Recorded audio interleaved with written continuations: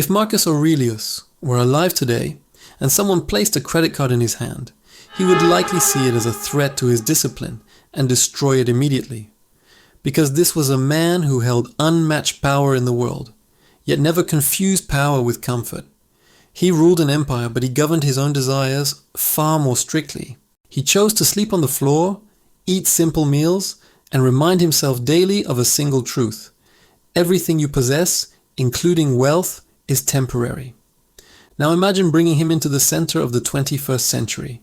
Shimmering storefronts. Buy now, pay later offers.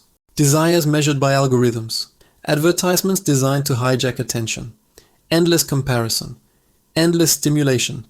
Endless dissatisfaction. Marcus Aurelius would look around and ask a question that would make us uncomfortable. When did freedom become so expensive? We live in an era where financial chaos has become normal. Debt is no longer an emergency. It's a lifestyle. Discipline is treated as outdated. Patience is framed as weakness. And yet, 2,000 years ago, one of the most powerful men in history wrote a personal guide for staying calm, rational, and unshaken in the face of plague, war, betrayal, and economic collapse. He didn't write it for an audience. There were no likes, no followers, no algorithms. He wrote it to survive. Those private notes later became meditations. And hidden within its pages is a financial mindset that is more radical and more necessary, Connor, today than ever before. Marcus Aurelius was born in 121 AD into immense privilege. He had access to the best teachers, inherited wealth, and eventually ruled the Roman Empire itself. But instead of becoming a tyrant, he became a philosopher king.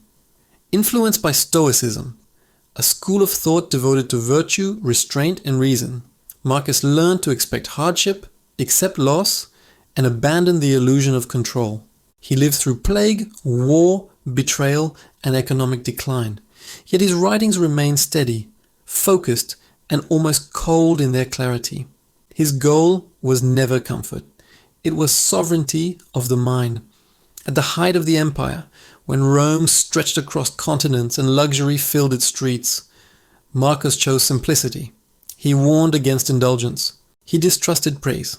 He believed the only true wealth was internal, the ability to live with integrity when the world went mad. It's no coincidence that Stoicism is experiencing a modern revival. But there's a problem.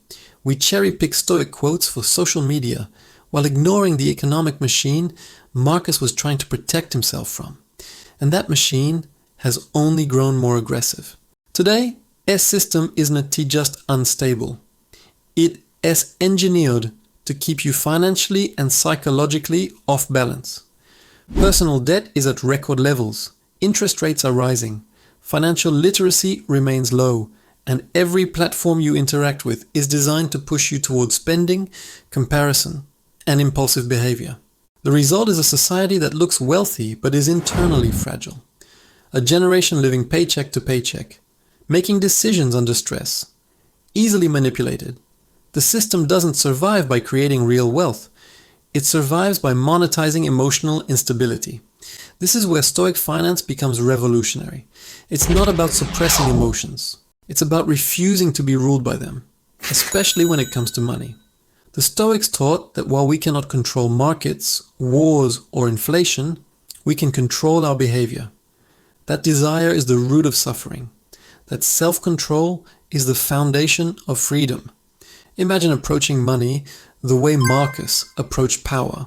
Not chasing status, not panicking during downturns, not inflating your lifestyle with every increase in income. Understanding that freedom doesn't come from having more, it comes from needing less. This mindset is dangerous to the modern economy because today's system isn't built on needs, it's built on desires. The idea of enough is a threat. But for Marcus, that idea was the foundation of freedom. Today, wealth is measured by cars, houses, and balance sheets. Marcus Aurelius would have called that an illusion. He would have said that real wealth is the ability to remain calm when those things disappear. And that ability, ironically, is one of the rarest resources in the modern world. We are not only financially over-leveraged, we are emotionally overexposed. We treat comfort as normal and discomfort as a malfunction. But for the Stoics, discomfort was training. Dependency was the enemy. Marcus practiced voluntary hardship.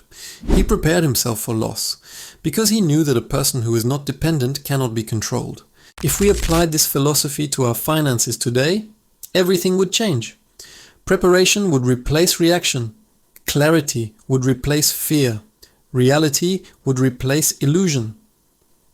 Marcus Aurelius never had a credit card, but he understood the cost of desire and the reward of mastering it. That is real wealth, that is real freedom, and that is how you survive chaos, ancient or modern. If this perspective shifted something in you, subscribe to the channel. History isn't silent. You just need to know where to listen.